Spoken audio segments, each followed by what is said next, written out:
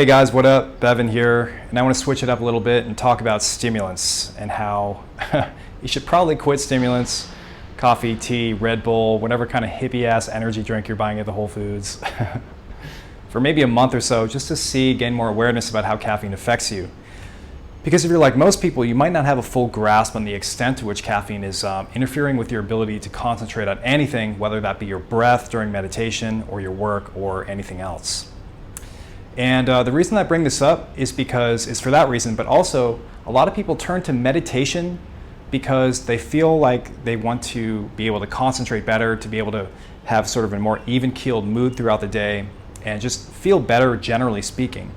And a lot of the time that can be better achieved by addressing other things first. And this is one of those really big points that should be addressed before you get into meditation, is just examining what you're currently putting into your body and how that's affecting your body's ability to really marshal your energy, your mental energy when you need it, for example, during meditation or during work or whatever else.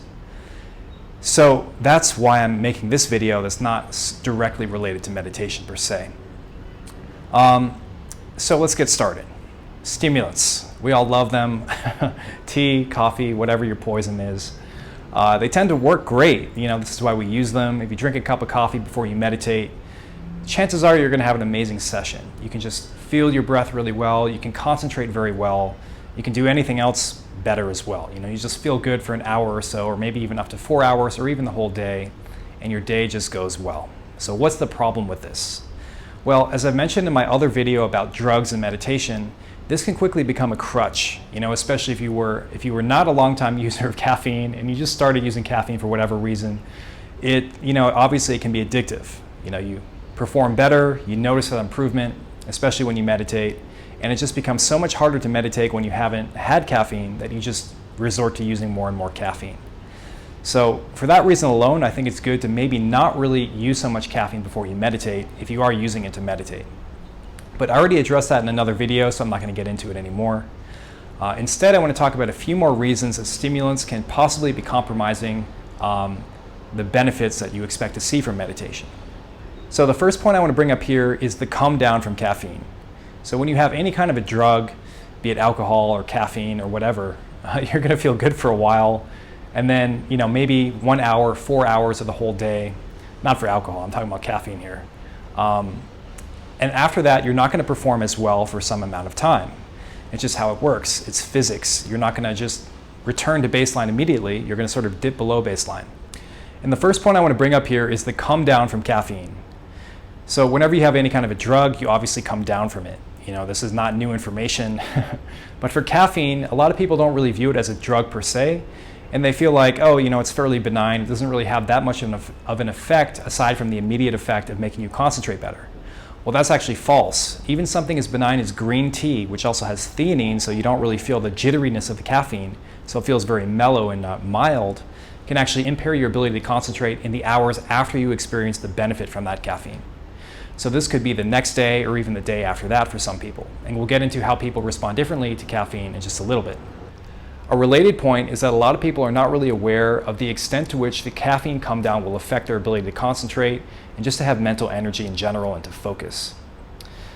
So for example, you might be feeling really low energy, or maybe there are certain times when you feel very emotional, like you're on a short fuse, or you just can't focus. And this might be because you're only now just experiencing the come down of caffeine that you had yesterday, or maybe this morning, or at some other point. And since the come down does occur quite a while after you've had the caffeine, it's kind of hard to connect those two. Even if you've had a moderate amount of caffeine in your lifetime, this still might not be something that you're really aware of unless you've really decided to clean up your diet and clean up these things that might be affecting your ability to concentrate. Furthermore, caffeine also affects your sleep. Higher levels of caffeine consumption are positively correlated with disturbed sleep.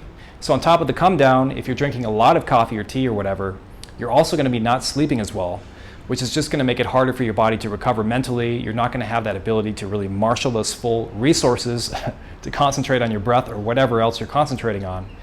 And you're just going to have less mental energy, which is really the key to meditating effectively, as I've discussed in other videos. So you really want to get this part of your life, your sleep, handled if you want to meditate more effectively and just have more mental energy in general. And cutting out excessive caffeine consumption is one great way to do this. And even if you're just having a little bit of caffeine, I still think it's great if you cut it out for at least a month just to see how it might be affecting you. So this next point is quite huge and very relevant to meditators because it turns out that people with the highest caffeine consumption also experience elevated levels of stress, depression, and anxiety, which of course are all reasons that some of us turn to meditation. So if you are stressed out or anxious or depressed, it might not be because you're not meditating hard enough or not doing continual breath awareness, but simply because you're drinking too much caffeine and experiencing that come down and not sleeping as well at night, which is resulting in those symptoms. Furthermore, something that impacts all of these points is the fact that some people metabolize caffeine a lot differently. If you're a slow caffeine metabolizer, which I think is about a quarter of the population, you're going to have caffeine in your system for longer periods of time, and it's going to affect your sleep to a greater extent and prolong the onset of the come down. So you might only experience these negative symptoms the following day or the day after that, which makes it really hard to connect the two, to connect caffeine with these negative symptoms.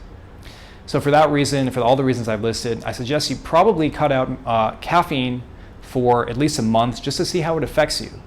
This is especially relevant if you're trying to do continual breath awareness or other forms of constant mindfulness where you're just trying to stay present and grounded throughout the day, because this will just make it a lot easier for you to maintain that state of presence if you are able to marshal that mental energy throughout the day and you don't have these come downs, and if you've got your sleep on track and you don't have to worry about anxiety and depression and stress being caused by these chemical factors.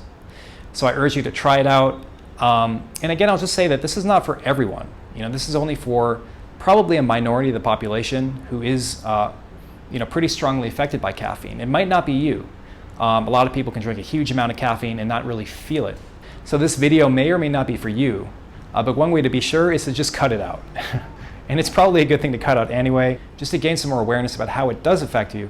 And also, it's a good practice to start generating the state of presence from within rather than relying on external sources, drugs in this case, to really help you towards that end. You really want to be self-sufficient when it comes to entering the state of presence and not really have to rely on external factors. So as a side note, I'll mention that once you start doing continual breath awareness or you just start meditating more in general, you'll start to become more tuned into how caffeine and other drugs and other things in general are affecting you. You're just a lot more in touch with your body, a lot more in touch with your energy levels. And it is possible to stay present regardless of your energy level, but it's just that much easier when you have your physical body sorted out, when you have your mind running properly. So that's it for now. I want to do more videos on other things that you can address to just boost your mental energy levels, which helps you meditate or do anything else for that matter, and which I think is kind of an overlooked thing in the meditation community, because really the basis for meditation is all physical. It's all based in our brains and in our physical health. So it's really important stuff. Thank you for watching. If you want to learn more about continual breath awareness, check out my other videos and subscribe to this channel. But that's it for now, so talk to you next time.